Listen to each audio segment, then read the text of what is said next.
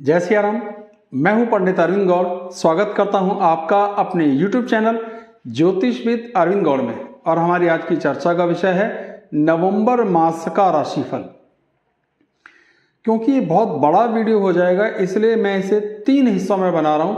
आज मेष, वृषभ और मिथुन की चर्चा करेंगे और बाकी वीडियो आपको जल्दी जल्दी मिल जाएंगे। मेरी पूरी कोशिश होगी कि आपको इंतजार ना करना पड़े। कुछ कॉमन चीजें हैं जिन्हें हम अच्छे से समझ लेते हैं, वो सारी लग्नों पर एक साथ हैं। पहली ये कि बुध अपनी राशि 2 तारीख को बदलेंगे और कन्या राशि से तुला राशि में चले जाएंगे जो मित्र की राशि है। पर 21 तारीख को दोबारा अपनी राशि बदलेंगे और वृश्चिक राशि में चले जाएंगे जो उसकी सम राशि है। एक चेंज तो ये होगा। 17 तारीख की मॉर्निंग में सूर्यदेव अपनी राशि बदल के अपनी नीच राशि को छोड़ करके चले जाएंगे अपने मित्र की राशि, अपने सेनापति की राशि मंगल में, यानी वृश्चिक राशि में। तो वहां एक स्थिति चेंज आया। एक और चेंज ये होगा कि गुरुदेव भी अपनी राशि को चेंज करेंगे 21 नवंबर को ही, और ये बहुत बड़ा चेंज होगा जिसका बहुत बड़ा व्यापक प्रभाव देखने में आएगा। एक और चीज है, मंगल लगातार अस्त चल रहे हैं और इस महीने की 29 तारीख को उदय होंगे, तो लगभग पूरे महीने वो अस्त का ही प्रभाव देने वाले हैं। तो ये वो चीजें थी जो कॉमन थी, सभी लग्नों के लिए एक जैसी हैं, इसमें कोई बदलाव नहीं आएगा। मेष लगन, अब लगन के स्वामी मंगल अपनी अस्त स्थिति में है। कोई भी जब भी लगन का स्वामी अस्त होगा, 6ठे 8वें 12वें में होगा तो वो कमजोर हो जाएगा। इसका एक नाम है लग्न दोष। तो लग्न दोष बन रहा है, इस कारण बहुत अधिक फायदा तो नहीं होगा, पर एक प्लस पॉइंट है, सूर्य की अपनी उच्च दृष्टि वहां पर पड़ रही है और मंगल की स्वदृष्टि भी पड़ रही है। तो लगन को फायदा होगा, व्यक्तित्व को फायदा होगा, सेहत को फायदा होगा, काम को फायदा होगा, इमेज को फायदा होगा। आपको आपकी भागदौड़ के हिसाब से नतीजे प्राप्त होंगे, ये फायदा हुआ। नुकसान आएगा, वैवाहिक जिंदगी में खींचतान आएगी, थोड़े बहुत दिक्कतें आएंगी। चलिए चर्चा में लेता रहूंगा। तो ऑन दी होल लग्न की स्थिति यहाँ पे ठीक है। लग्न दोष बनने के बाद भी स्थितियां बहुत अधिक खराब नहीं है। अब एक जब लग्नेश और दशमेश एक दूसरे से परस्पर केंद्र में होता है तो इसे कहते हैं शंख योग। यहाँ पर मंगल और शनि इस योग को बना रहे हैं, दोनों एक दूसरे से परस्पर केंद्र में। ये बहुत शुभ योग होता है, ये बहुत अच्छी परफॉर्मेंस देने वाला होता है। इसमें बड़े अच्छे रिजल्ट स्टेटस के हिसाब से देखने में आते हैं। दूसरे घर में राहुदेव बैठते हैं जो अपनी उच्च राशि में है। इसमें थोड़ा कन्फ्लिक्ट है, कुछ लोग मिथुन में मानते हैं, कुछ लोग वृषभ में उसको उच्च में मानते हैं, पर ठीक है, उच्च राशि में हम भी मान लेते हैं। अच्छी स्थिति है बोली पे, लेकिन इसका असर क्या आएगा कि धन संपदा के लिए तो ये कुछ हद तक ठीक होगा, धन के लिए, लेकिन बोली भाषा के लिए ठीक नहीं होगा और व्यवहार कुशलता के लिए भी ठीक नहीं होगा। तो अपनी बोली भाषा के कारण, अपने कड़वे शब्दों के कारण हम, अब देखो राहु कहाँ बैठा है, धन घर तो है ही, लेकिन पत्नी के घर से 8वां घर है।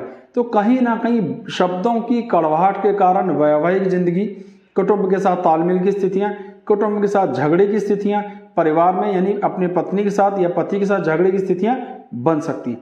तो अपनी भाषा पर थोड़ा कंट्रोल रखना, शब्दों को कैसे डिलीवर करना है, इसको थोड़ा ध्यान रखना आवश्यक होगा, नहीं तो दिक्कतें देखने में आएंगी।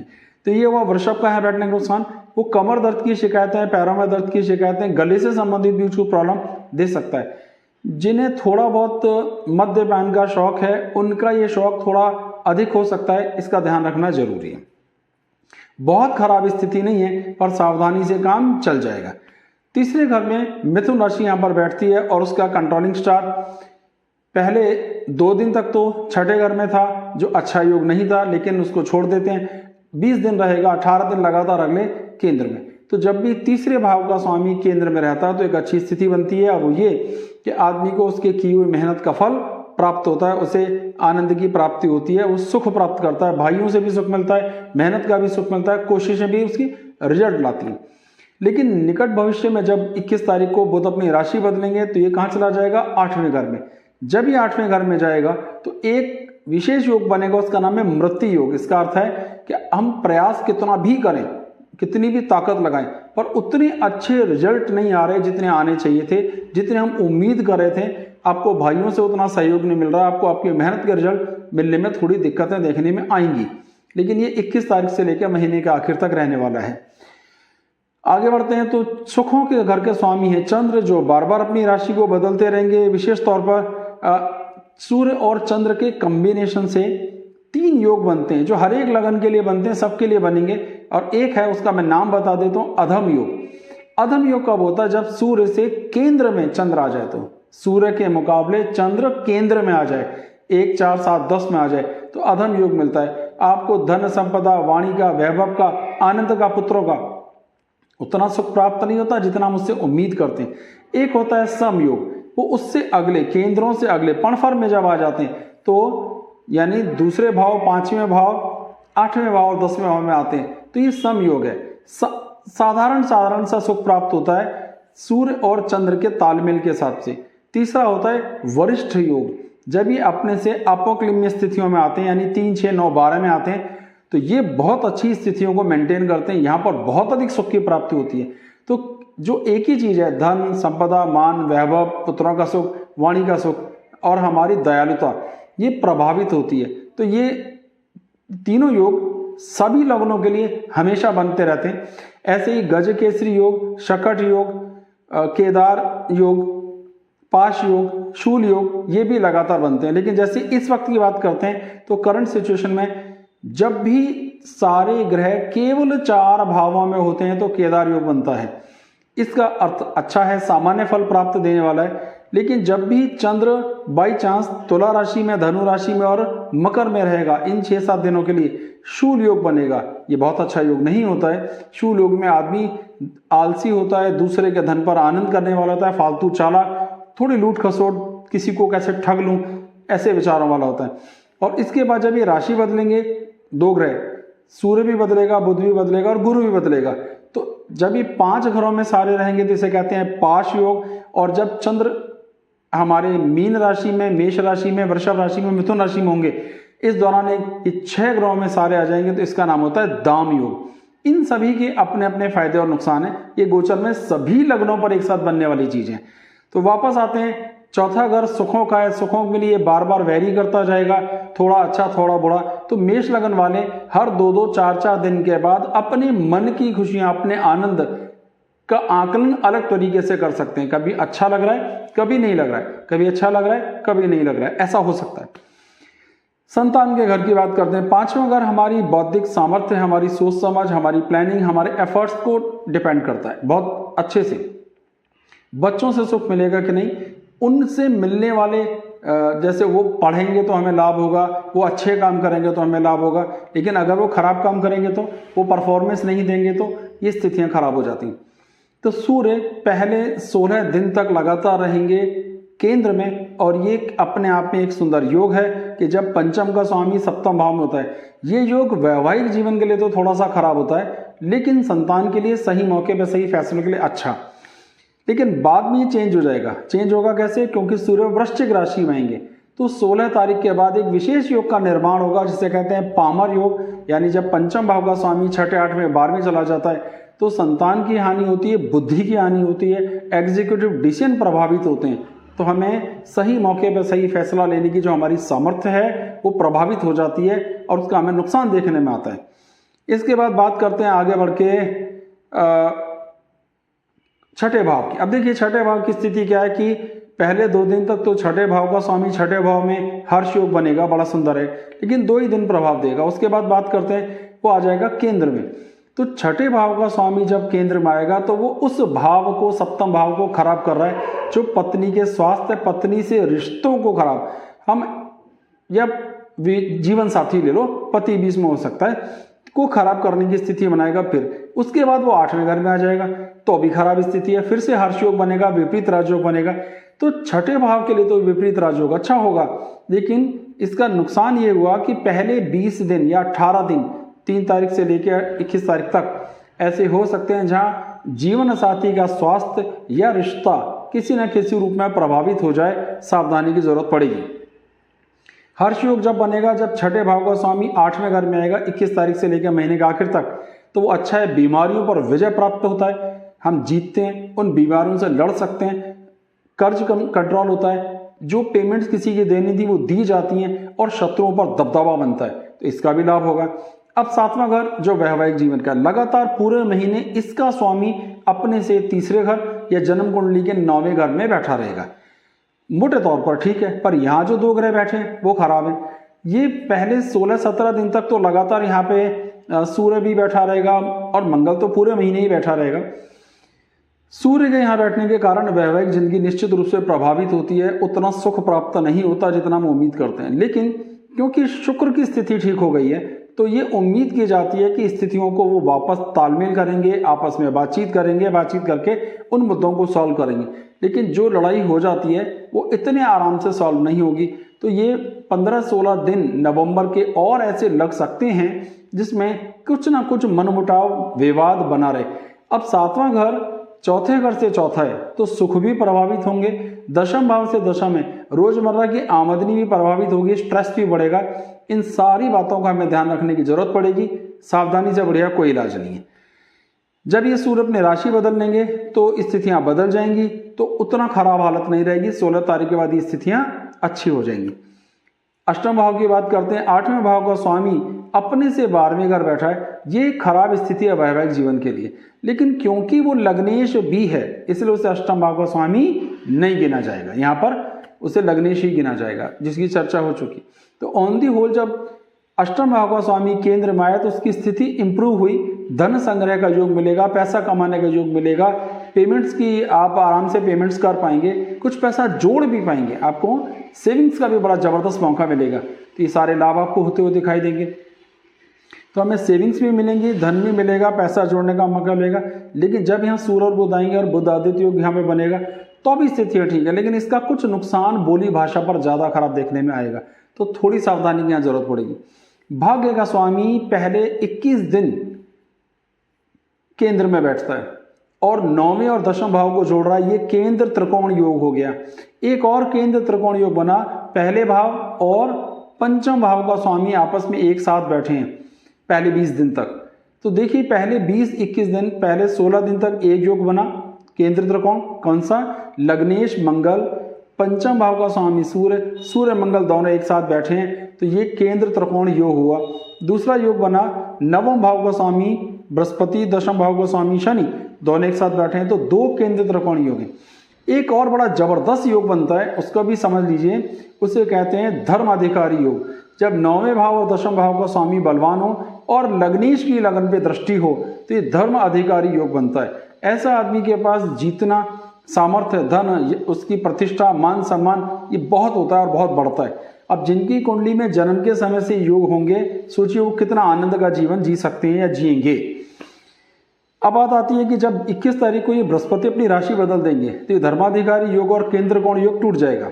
ठीक है, ये भी टूट जाएगा और ये 11वें घर में आएंगे तो भी अच्छी स्थिति रहेगी कि 11वें भाव में बैठा हुआ कोई भी ग्रह अशुभ फल नहीं देता है, उसकी शुभता बराबर बनी रहती है। तो यहाँ वो अच्छे रिजल्ट भी देगा, आमदनी भी देगा, संतान से संबंधित सुखों को भी देगा। विवाह के योग, जो विवाह के योग्य हैं, विवाह की उम्मीद कर रहे हैं, उनकी उम्र है जिसमें विवाह हो सकता है, का भी बड़ा सुंदर योग बनेगा। ये सारी स्थितियां। आमदनी का स्वामी केंद्र में स्वग्रही होकर के बैठा है, ये भी अच्छा योग है। और एक रूल यह है कि जब दशम भाव का स्वामी दशम भाव में स्वग्रही होता है, इसे कर्म सिद्धि योग भी कहते हैं। यानी मेष लगन वालों के लिए कर्म सिद्धि योग का निर्माण हो रहा है, जिसमें हम जो भी प्रयास करते हैं और ईमानदारी से कोशिश करते हैं तो उसके रिजल्ट आते हैं। अब चलते चलते आगे हम 12वें घर पे। 12वें घर की स्थिति क्या है? वहां का कंट्रोलर पहले 20 दिन तक तो नीच भंग राजयोग बना करके बैठा हुआ है शनि के साथ, अच्छी स्थिति है, खर्चे भी लिमिट में रहेंगे, बात बनी रहेगी। लेकिन 12वां घर वैवाहिक जीवन के सुख का भी है, वो प्रभावित हो रहा है।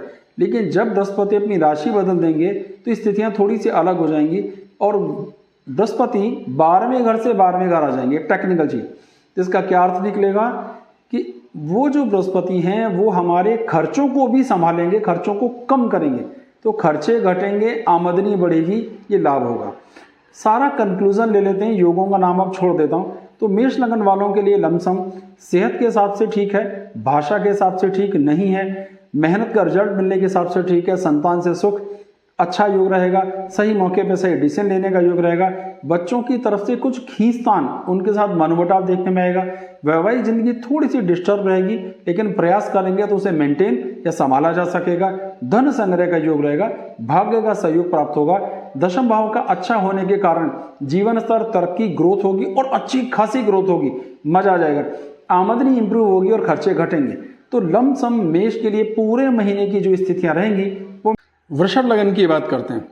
वृषभ लगन की स्थिति क्या है कि लगन में ही राहुदेव बैठे हैं, लेकिन लगन का स्वामी शुक्र लगातार पूरे मास अष्टम भाव में बैठा रहेगा। इस योग का नाम अवयोग होता है, इसका एक और नाम है लग्न दोष। कुल मिलाकर जब कुंडली में लगन ही कमजोर हो जाती है तो बाकी और ग्रहों से मिलने वाले सुंदर सुख, सुंदर योग जो बन रहे होते हैं उनका उतना अधिक लाभ होता नहीं है जितना हम उससे उम्मीद करते हैं। ये एक चीज समझने की है। तो अर्थ ये निकला कि वृषभ लगन वालों के लिए पूरे मास लगातार ये अवयोग या लग्न दोष बना रहेगा। ये सुंदर योग नहीं है, ये खराब स्थिति को मेंटेन करता है। ये चीज हो गई। अब एक दूसरी बात आती है कि दूसरे घर है सेकंड भाव, उसकी कंट्रोलिंग स्थिति पहले 2 दिन अपनी उच्च राशि में रहेगी। 2 दिन में तो खैर अब क्या प्रभाव देगा, थोड़ा बहुत मामूली प्रभाव आएगा, लेकिन उसके बाद लगातार अगले 18 दिन वो छठे घर में रहेगा। तो ये अपने आप में एक खराब स्थिति है, क्योंकि इसे कहते हैं निःस्व योग, यानी आपको आपकी खानदानी संपदा, धन योग, पेरेंट से मिलने वाला सुख, कुटुंब से मिलने वाला सुख में जबरदस्त कमी आ जाती है। आपकी बोली भाषा प्रभावित होती है, आपको सहयोग मिलना कम हो जाता है, उस धन का लाभ मिलना कम हो जाता है। तो ये योग पहले 20-21 तारीख तक, यानी 3 से लेके 21 तक, अगले 18-20 दिन बहुत अधिक फायदा होने नहीं देगा, पर ये परमानेंट नहीं बना रहेगा। 21 तारीख को जब बुध अपनी राशि बदलेंगे और राशि बदल करके वो वृश्चिक राशि में जाएंगे तो ये योग टूट जाएगा। लेकिन उसके बाद इस योग की स्थिति अच्छी रहने वाली है। तब आपको आपकी भाषा का, आपके कुटुंब का, आपके धन का, पैतृक संपदा का सुख मिलेगा। इसी को हम आंखों की खराबी, दांतों की खराबी से भी गिनते हैं, क्योंकि दूसरे घर से हम आंखों को भी देखते हैं। तो आपको आंखों का कष्ट भी देखने में आ सकता है, दांतों का भी आ सकता है, गले का भी आ सकता है। पर यह योग केवल पहले 21 दिन तक प्रभाव रखेगा, फिर इस योग का अर्थ बदल जाएगा, ये योग नहीं रहेगा, लागू नहीं होगा। तीसरा घर हमारा प्रयासों का है, हमारे एफर्ट्स का है, हमारे छोटे भाई बहनों से मिलने वाले सुख का है। यहाँ के स्वामी चंद्र बार बार अपनी राशियों को बदलते रहेंगे, तो इसमें आपको छोटे छोटे परिवर्तन, कभी मेहनत का फल मिल रहा है, कभी नहीं, लेकिन बहुधा पूरे महीने कुछ दिन जरूर अच्छे होंगे। लेकिन आमतौर पर क्योंकि लग्न दोष भी बन रहा है तो बहुत अधिक मेहनत का फल प्राप्त होता हुआ नहीं दिखाई देगा। संघर्ष ज्यादा, रिजल्ट कम, ये मान के चलिए। भाइयों से सहयोग की स्थिति कम, मेहनत कर रहे हैं उसका रिजल्ट कम, ऐसा देखने में आ सकता है। चौथे घर के स्वामी सूर्य, और पहले 16 दिन वो छठे घर में बैठे रहेंगे। इसे कुहू योग कहते हैं। जब चौथे भाव का स्वामी छठे, 8वें, 12वें भाव में चला जाए और लगन भी कमजोर हो तो कुहू दोष का निर्माण होता है, कुहू योग का निर्माण होता है। ये भी सुखों को कम करने वाला, माँ को दुख देने वाला, वाहन को दुख देने वाला, हमारी उच्च शिक्षा को प्रभावित करता है। तो सुख, माँ का सुख, धन का सुख, मकान का सुख, वाहन का सुख प्रभावित होता है और यात्राओं के सुख भी प्राप्त नहीं होते। तो कुहू योग खराब योग है।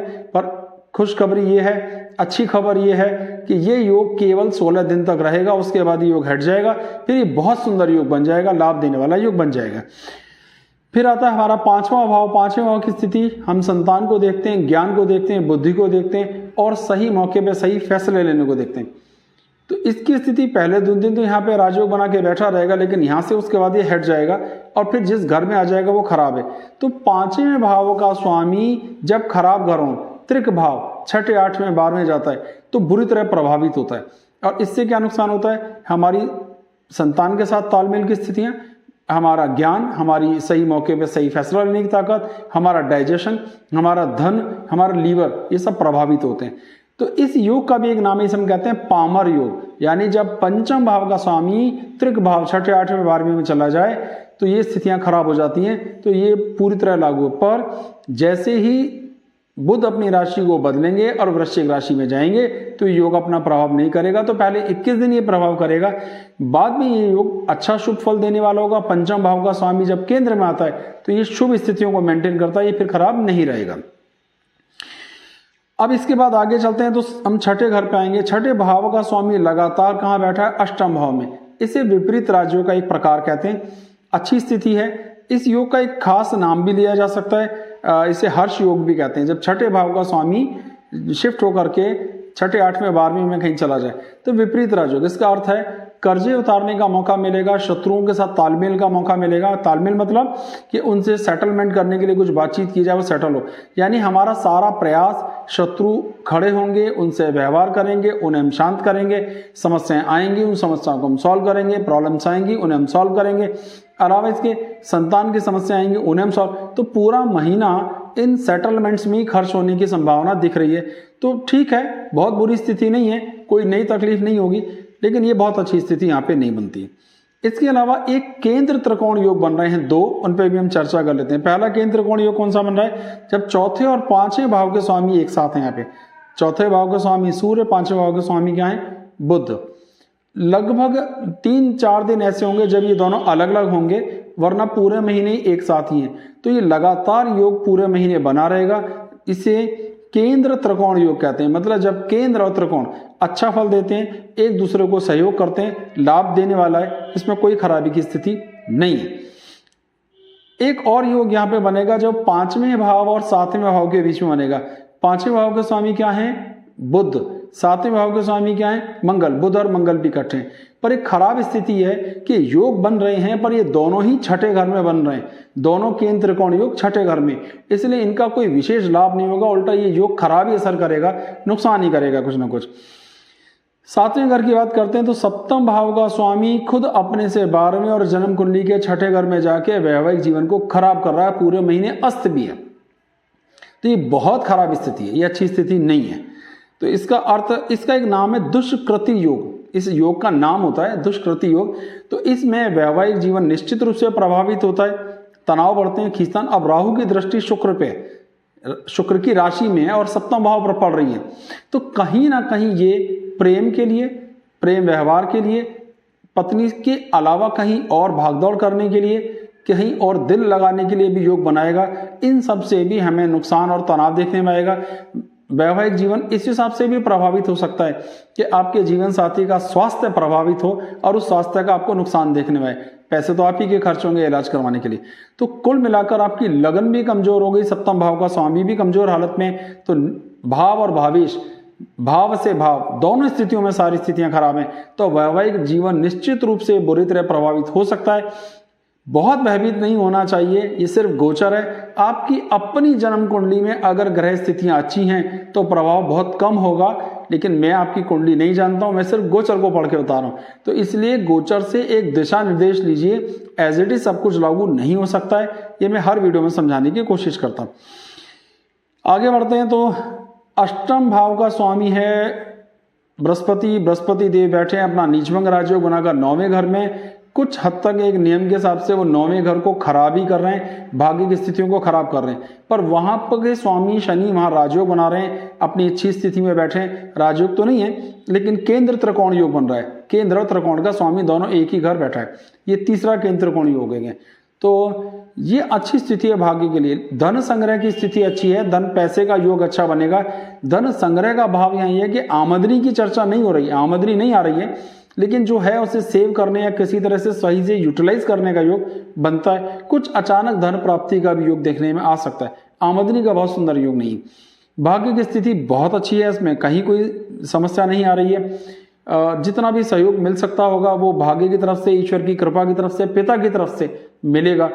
राज्य सरकार की तरफ से, गवर्नमेंट की तरफ से कोई समस्या नहीं आएगी, लेकिन फिर भी सूर्य के वीक होने के कारण हो सकता है कुछ नोटिस वगैरह आपको आ जाएं, जिसके कारण आप दिक्कत महसूस करें। लेकिन लमसम पूरे महीने आपको जीवन स्तर को लेकर के ज्यादा दिक्कत नहीं है। अपनी सेहत, अपना वैवाहिक जीवन, अपना व्यवहार, इसी में ही सारा महीना खर्च हो जाएगा। आमदनी के घर का स्वामी पहले 20-21 दिन तक लगातार रहेगा 9वें घर में, जहां वो नीचभंग राजयोग बना करके शुभ स्थिति को मेंटेन करता है। फिर वो शिफ्ट होकर आ जाएगा केंद्र में, तो भी बहुत अच्छी स्थिति है। यानी आपकी आमदनी उत्तरोत्तर ग्रोथ कर सकती है, 20 तारीख के बाद और अधिक ग्रोथ कर सकती है। आपको बहुत सा पैसा कमाने का अवसर वहां से मिलना शुरू होगा, लगातार मिलता रहेगा जब तक बृहस्पति कुंभ राशि में रहेंगे, लंबे समय तक रहेंगे। ये स्थिति ठीक हो जाती है। यहां तक आमदनी की हमने पोजीशन की सारी बात कर ली। अब आती है 12वां घर। अब देखिए 12वां घर बहुत सी चीजें, शैया सुख भी उसी से देखना है, मोक्ष भी उसी से देखना है, और उसकी वहां पूरी दृष्टि भी है, लेकिन वो अस्त भी है। तो जब 12वें घर का स्वामी छठे, 8वें, 12वें भाव में चला जाए तो इसे विबल योग कहते हैं। तो इसका अर्थ ये निकला कि एक तरह से ये विपरीत राजयोग है। 12वें घर के लिए कुछ अच्छा है, लेकिन खर्चे ज़्यादा होंगे, इलाज के लिए भी खर्चे होंगे, भागदौड़ में भी खर्च होंगे, पेमेंट्स की अदायगी ज़्यादा होगी, यानी आप ज़्यादा पेमेंट देंगे, आपको मिलेंगी कम। कुल मिलाकर ऐसा भी देखने में आएगा। तो ये एक पूरा लगभग पूरे महीने की स्थितियाँ हैं जिनकी मैंने चर्चा की। इसमें अधम योग, सम योग और वरिष्ठ योग बनेंगे, जो मैं प्रस्तावना में बता चुका हूँ, वो सब पे बनेंगे। बीच बीच में एक एक 2-2 दिनों के लिए यहाँ पे गज केसरी योग भी बनेगा, यहाँ पे शकट योग भी बनेगा, यहाँ पे कल्पद्रुम योग नहीं बनेगा क्योंकि नहीं है, कल्पद्रुम योग का कोई योग नहीं बनेगा। तो कल्पद्रुम योग होता है जो केंद्रुम योग की तोड़ है। जब केंद्रुम योग बन जाए, केंद्रुम योग कब बनता है? जब चंद्र के दोनों तरफ कोई ग्रह ना हो और केंद्र में भी कोई ग्रह ना हो सूर्य के अलावा, तो कल्पद्रुम योग बनता है। तो ये स्थिति हो गई। अब अगर यहाँ केंद्रुम योग बनेगा तो वो टूटेगा नहीं, यानी कल्पद्रुम योग नहीं है। केंद्र में केवल राहु और केतु हैं। पहले 16 दिन की बात हो रही है। उसके बाद जब बुध यहाँ पे ट्रांसफर होकर आ जाएंगे, फिर स्थितियां बदल जाएंगी, बृहस्पति भी आ जाएंगे, तो पहले 20 दिन ये योग बन सकते हैं। तो ये बीच बीच में एक एक 2-2 दिनों के लिए बनते रहते हैं, इनका अपना एक प्रोसीजर है। तो वृषभ के लिए बहुत ही ईमानदारी से पूरे महीने का अगर हम निचोड़ निकाल के देखते हैं तो ऐसी कोई बहुत अच्छी स्थिति नहीं है जिसके लिए बहुत प्रसन्न हुआ जाए, कोई बहुत आनंद प्राप्त हो जाएगा, ऐसी कोई बहुत अच्छी स्थिति नहीं है। लमसम खराब स्थिति है। लग्न दोष के कारण भी ले लो, या सारे दोष बनते हैं खराब। तो आपको अधिक सावधानी की आवश्यकता है। बृहस्पति को प्रसन्न करें क्योंकि वो थोड़ा संभालेंगे, शनि देव को प्रसन्न करें, हनुमान जी को प्रसन्न करें। तो अगर हम शनि देव की पूजा या हनुमान जी की पूजा अर्चना करते हैं, भगवान शिव की पूजा अर्चना करते हैं, तो थोड़ी बहुत राहत यहाँ पे जरूर होगी। इन्हीं ग्रहों के बीज मंत्रों का जाप भी किया जा सकता है। अब मिथुन लगन की बारी। मिथुन लगन के लिए स्थितियों पे ध्यान देते हैं। मिथुन लगन के जो स्वामी हैं वो पहले 2 दिन तो अपनी उच्च राशि में रह करके, स्वराशि में रह करके बुध का भद्र महायोग बना रहे हैं। 2 दिन में ज़्यादा इफेक्ट नहीं आएगा, तो उसके बाद अपनी राशि को बदल देंगे। राशि 2 को बदलने के बाद 21 तारीख तक वहीं पर रहेंगे, चेंज करेंगे और तुला राशि में चले जाएंगे। तो ज़्यादा इफेक्ट आएगा तुला राशि का और वृश्चिक राशि का, जहां वो 21 के बाद जाएंगे। तो लगन का स्वामी पंचम में, केंद्र का स्वामी त्रिकोण में, ये बहुत अच्छी स्थिति है। बहुत अच्छे लगन के लिए, लगन की सामर्थ्य के लिए बहुत ही सुंदर योग है, इसमें कोई समस्या नहीं है। एक बहुत जबरदस्त योग बन रहा है, उसका नाम है शंख योग। जब लग्न और दशम भाव के स्वामी दोनों परस्पर एक दूसरे से केंद्र में हो और चर राशि में भी हो, तो इस योग का निर्माण होता है। फिर से समझ लीजिए, लग्न और दशम भाव, यहां पर बुध और गुरु दोनों चर राशि, दोनों एक तुला राशि में है, एक मकर राशि में है, दोनों चर राशि में हो और परस्पर एक दूसरे से केंद्र में हो, तो इस शंख योग का निर्माण होता है। ये बहुत अच्छा, बहुत ही शुभ फल देने वाला, धन संपदा मान सम्मान देने वाला योग है। तो ये बहुत अच्छी स्थिति हो गई। लेकिन जब गुरु 21 तारीख को अपनी राशि बदल लेंगे तब ये योग टूट जाएगा, तब ये योग नहीं रहेगा। यानी पहले 20-21 दिन, पहले 2 तारीख से लेकर 21 तारीख तक इस योग का निर्माण बना रहेगा। तो बहुत अच्छी स्थिति हो जाती है। इसके बाद दूसरे घर की स्थिति पर बात करते हैं। वहां के स्वामी है चंद्र। चंद्र बार बार अपनी राशि को जल्दी जल्दी बदलते हैं, तो इस कारण से यहाँ पे छोटी छोटी सी दिक्कतें, कभी अच्छा होता दिखेगा, कभी फैमिली से बनेगी, कभी नहीं, पर कोई बहुत बड़ा फर्क नहीं पड़ेगा, क्योंकि लग्न के स्वामी जब अच्छी स्थिति में होते हैं तो ऑन दी होल सारी की सारी कुंडली को वो उसी हिसाब से संभाल लेते हैं। तीसरे भाव के स्वामी सूर्य अपनी राशि से तीसरे घर में अपनी शत्रु राशि में बैठे। पहले नीच में थे लेकिन अभी शत्रु राशि में। तो ये बहुत सुंदर योग नहीं है। इसका अर्थ होता है कि आपको उतनी मेहनत का फल प्राप्त नहीं होता जितना मिलना चाहिए, पर लग्नेश के साथ युति होने के कारण और पंचम भाव में बैठने के कारण ये स्थितियां शुभ हो जाती हैं। यानी आपको आपकी मेहनत का फल मिलेगा, भाइयों से तालमेल की स्थितियां इंप्रूव होगी, और इसके और से लाभ जिसमें प्रयासों के फल मिलने की बात सारी मुख्य तौर पर होती है, इसका लाभ होता हुआ साफ साफ दिखाई देगा। अब बात आती है चौथा घर। चौथे घर के स्वामी क्या है? बुध। अच्छा, एक बहुत ही सुंदर योग का निर्माण हो रहा है, उसका नाम है काहल योग। काहल योग कब बनता है? कि जब लग्न का स्वामी बलवान हो, पहली बात। दूसरा, चौथे और 9वें घर के स्वामी परस्पर एक दूसरे से केंद्र में हो। चौथे घर का स्वामी कौन है? बुध। 9वें घर का स्वामी कौन है? शनि। बुध और शनि परस्पर एक दूसरे से केंद्र में। यह योग भी 3 तारीख से लेकर 21 तारीख तक के लिए ही है केवल। 18 दिन, फिर ये योग टूट जाएगा क्योंकि बुध अपनी राशि बदल लेंगे। लेकिन ये योग भी बहुत ही सुंदर योग है। ये घर के लिए, मकान के लिए, वाहन के लिए, भाग्य के लिए बहुत ही शुभ फल देने वाला होता है। तो शंख योग भी बहुत शुभ हुआ, काहल योग भी बहुत शुभ हुआ, लगन बहुत अच्छी है। मिथुन के लिए अभी तक सब कुछ बहुत अच्छी स्थिति है। फिर आती है बात पंचम भाव की, ज्ञान, बुद्धि, सोच समझ, प्लानिंग। वहां पर बुध आदित्य योग तो बना ही हुआ है। तो इसका एक लाभ ये हुआ कि हमारी समझने सोचने की ताकत, व्यवहार कुशलता, सही मौके पे सही डिसीजन लेने की सामर्थ्य बहुत अच्छी रहेगी। अपने ज्ञान से हम दूसरों को प्रभावित कर पाएंगे। इस भाव का स्वामी शुक्र केंद्र में बैठा है, वो भी बहुत अच्छी स्थिति है। तो संतान के साथ सुख, संतान से तालमेल की स्थितियां अच्छी रहने वाली हैं। ज्ञान की, बुद्धि की, डाइजेशन की स्थितियां ठीक रहेंगी। तो लमसम ये सारी स्थितियां यहाँ पे बिल्कुल ठीक हैं, इसमें कोई बहुत खराबी की स्थिति नहीं है। थोड़ी सी खराब माने तो छठे भाव का स्वामी 5वें घर में, जो बच्चों के साथ एडजस्टमेंट को लेकर के छोटी मोटी दिक्कतें देखने में आ सकती है। एक छोटी मोटी समस्या, इससे बड़ी समस्या नहीं है। इसके बाद इसी योग को मैंने अभी आपको जो बताया, छठे भाव का स्वामी जिस भाव में जाता है उस भाव को नुकसान करता है, यही योग अभी मैंने आपको बता दिया। आगे बढ़ के अब हमारा आ जाता है सप्तम भाव। सप्तम भाव की स्थिति पे ध्यान दीजिए। तो सप्तम भाव का स्वामी गुरु अष्टम भाव में बैठा है, बेशक नीच भंग बना रहा है पर अष्टम भाव में बैठा है। इस योग का नाम है एक तरह से दुष्कृति योग, मतलब आपको वैवाहिक जीवन के सुख मिलने में कुछ दिक्कत हो, तो ये एक स्थिति बनी। लेकिन ये बहुत खराब स्थिति नहीं है, क्योंकि यहाँ पर गुरु नीच भंग राजयोग भी बना रहे हैं, फिर भी बहुत सुंदर योग नहीं है। तो थोड़ा सा वैवाहिक जीवन को लेकर दिक्कत है। जो शुक्र कारक है वो भी यहाँ पर अकेला बैठा हुआ है, ये भी एक कारण गिना जा सकता है। तो ये बहुत ज्यादा नुकसान तो नहीं देगा, थोड़ा सा नुकसान देगा, पर ये योग है, इसको भी हमें समझ के चलने की जरूरत है। अभी तक हमने जो सीखा, तो 7वें घर की स्थिति अच्छी है, जो हमारी धन संपदा, वैवाहिक जीवन के सुखों की बात करते हैं, रोजमर्रा की आमदनी की बात करते हैं, सुखों की बात करते हैं, ससुराल से मिलने वाले सुख और सहयोग को भी इसी घर से देखते हैं, और कुछ हद तक लगन भी इसी से प्रभावित होती है। ये सारी स्थिति यहाँ पे लमसम बिल्कुल ठीक है, ऐसी कोई बहुत खराब नहीं है। नीच भंग राजयोग बन रहा है और भाग्य के स्वामी के साथ है, इस कारण अष्टम भाव के अंदर अपने ही जो उस भाव का स्वामी है यानी शनि, वहीं पर स्वग्रही होकर के बैठा है। इस योग का नाम होता है सरल योग, यानी जब अष्टम भाव का स्वामी अष्टम भाव में स्वग्रही होता है तो सरल योग।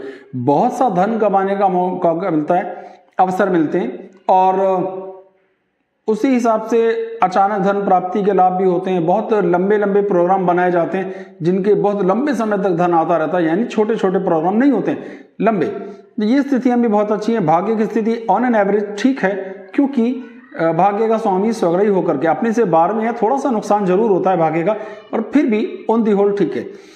अब बात करते हैं दशम भाव की। दशम भाव का स्वामी अगर 8वें घर में आता है तो फिर एक खराब योग की स्थिति बनती है, इसे दुर्योग कहते हैं, यानी आपको अपनी मेहनत का फल उतना ना मिले जितना आप उम्मीद बांध के बैठे हैं, ये एक समस्या बन जाती है। लेकिन ये योग भी क्योंकि वो नीचभंग राजयोग भी बना रहे हैं तो उतना ज्यादा बुरा प्रभाव नहीं देगा। तो अभी तक लगभग सारे अच्छे योग बन रहे हैं, जो खराब बन रहे हैं वो शुभ फल देने वाले बन रहे हैं। ये स्थितियां बिल्कुल ठीक हो गई हैं। और आगे चल के अगर हम बात को देखते हैं तो जो दशम भाव के स्वामी है वो अपनी राशि जब बदल देंगे तो वो फिर भी अच्छे हालत में आएंगे, और कुछ हद तक केंद्र का स्वामी त्रिकोण में होगा तो एक खराब स्थिति नहीं होगी, ये एक अच्छी स्थिति रहेगी। इसके बाद और आगे बढ़ते हैं तो दशम भाव हमारे लिए लाभदायक रहेगा। कब? क्योंकि बृहस्पति राशि बदलेंगे, ये बड़े लंबे समय तक के लिए यहाँ पे रहेंगे। लेकिन अभी जो हमारा 1 महीने की सीमा की हम बात कर रहे हैं, यहाँ हालात बिल्कुल ठीक हैं। फिर आती है बात 11वें घर की। 11वें घर पर 11वें भाव के स्वामी मंगल की पूरी दृष्टि है। एक तरफ तो ये सुंदर योग है, इनकम के लिए हमारी आमदनी के हिसाब से बहुत अच्छा है, पर मंगल वहां पर लगातार अस्त रहेगा, जो महीने के आखिर में 29 तारीख को जाके उदय होगा। इस कारण उसका बहुत अधिक लाभ नहीं होगा, फिर भी अपनी दृष्टि का लाभ तो आएगा ही आएगा। तो धन की प्राप्ति, कमाने के मौके मिलेंगे, और फिर वो लगन के स्वामी के साथ बैठा है, ये भी एक शुभ योग होता है। तो बहुत अच्छी स्थितियां यहाँ पर मेंटेन हो रही हैं, किसी तरह का कोई नुकसान परेशानी यहाँ पे नहीं है। 12वें घर में राहु बैठता है, ये खराब स्थिति है। 12वें घर का राहु कोर्ट कचहरी की भी बात करता है, इलाज की भी बात करता है, यानी डॉक्टर से संबंधित प्रॉब्लम भी देने की हिम्मत रखता है। तो डॉक्टरी ट्रीटमेंट को लेकर के, कुछ भागदौड़ को लेकर के आपका सामना हो सकता है। थोड़ा बहुत वैवाहिक जीवन में तनाव देखने में आ सकता है, क्योंकि वहाँ राहु बैठता है। तो इन और थोड़े खर्चे भी ज़्यादा हो सकते हैं जिसकी कोई विशेष आवश्यकता ना हो ऐसे भी। तो थोड़े बहुत अगर हम चीज़ों को एडजस्ट कर लें तो करीब करीब सारे महीने मिथुन लग्न के लिए बहुत अच्छे हैं। अगर एक लाइन में फटाफट में इसकी समरी के तौर पर समझा दूं तो लग्नेश की स्थिति अच्छी होती है तो पूरी कुंडली अच्छी हो जाती है। पूरे महीने लग्नेश की ऑन दी होल स्थिति ठीक है, लेकिन जब 21 तारीख के बाद ये चेंज करेंगे तब थोड़े से योग खराब आएंगे। और 21 को जब ये चेंज करेंगे तो क्या होगा, लग्नेश आ जाएगा अपना अष्टम भाव में, तो लग्न दोष का निर्माण हो जाएगा। और जब पंचम भाव का, चौथे भाव का स्वामी भी जब अष्टम में आएगा 21 तारीख के बाद, तो कुहू योग का निर्माण होगा। तो ये जो स्थितियां हैं पहले 20 दिन बहुत अच्छी हैं, फिर थोड़ी सी खराब जरूर हो जाएंगी पर बहुत अधिक खराब नहीं हो रही। तो लमसम रुपए के हिसाब से, धन के हिसाब से, सेहत, व्यवहार, एफर्ट्स, सुख, मकान, वाहन, संतान के साथ सुख, संतान से मिलने वाले सुख, संतान की तरफ से मिलने वाले सुख, यानी एक जो संतान देती है और एक संतान के कारण जो मिलते हैं वो, हेल्थ को लेकर के भी कोई विशेष दिक्कत नहीं है। वैवाहिक जीवन थोड़ा सा 19-20 हो सकता है तो संभाल के चलेंगे। धन कमाने का, धन संग्रह का भी योग अच्छा है, अचानक धन प्राप्ति का योग अच्छा है। भाग्य की स्थिति हम यहाँ पे लगातार ठीक रहने वाली हैं। जीवन स्तर ऑन दी होल ठीक है और 21 तारीख के बाद तो बहुत अच्छा हो जाएगा। आमदनी के योग भी बराबर बना रहेंगे। थोड़े खर्चे ज्यादा हो सकते हैं, ये जरा सी बात को संभालना है। तो राहु के बीज मंत्रों का जाप या राहु के लिए कुछ दान करते हैं तो उम्मीद है कि सारी स्थितियों को संभाला जा सकता है। बुध के लिए भी अगर हम बीज मंत्रों का जाप या पन्ना, अगर आपकी जन्म कुंडली में भी बुध अच्छा है तो आप पन्ना भी धारण कर सकते हैं, ये भी आपके लिए बहुत शुभ फल देने वाला हो जाएगा। तो आज के वीडियो में हमने पहली 3 लग्नों के ऊपर चर्चा करी है कि कैसे कैसे वो अपना प्रभाव करेंगी, किस तरीके का ये पूरा महीना उनके लिए जा सकता है। नवंबर मास की एक संभावनाओं की चर्चा है। ये गोचर का वीडियो है, इसे परमानेंट कुंडली के हिसाब से ही देखना चाहिए। ऐसा एज इट इज बिल्कुल मत मान के चलिए कि आपके लिए अच्छा और खराब होगा। अगर आपकी अपनी कुंडली में स्थितियां बहुत अच्छी हैं तो बहुत खराब रिजल्ट नहीं आएगा। जो भी योग इसमें मुझे याद आते गए मैं उनका नाम भी आपको बताता गया और उसका एक्सप्लेनेशन भी मेरे से जितना पॉसिबल हुआ मैंने दे दिया है। अगर आप अपनी जन्म कुंडली दिखाने के लिए संपर्क करना चाहें तो मेरा व्हाट्सअप नंबर वीडियो में लगातार फ्लैश हो रहा है, आप संपर्क कर सकते हैं। फिर जो भी फीस है वो आपको बता दी जाएगी कितनी और कैसे देनी है। हमारे चैनल को सब्सक्राइब कीजिए, वीडियोस को लाइक कीजिए और आगे शेयर भी कीजिए। हमारे साथ जुड़िए, आप सब मेरे परिवार हैं। जितना बड़ा परिवार होगा उतना अच्छा है। एक दूसरे का सहयोग करेंगे और आगे बढ़ेंगे और कुछ ना कुछ नया सीखने का मौका मिलता रहेगा। बहुत बहुत धन्यवाद। जय सिया राम।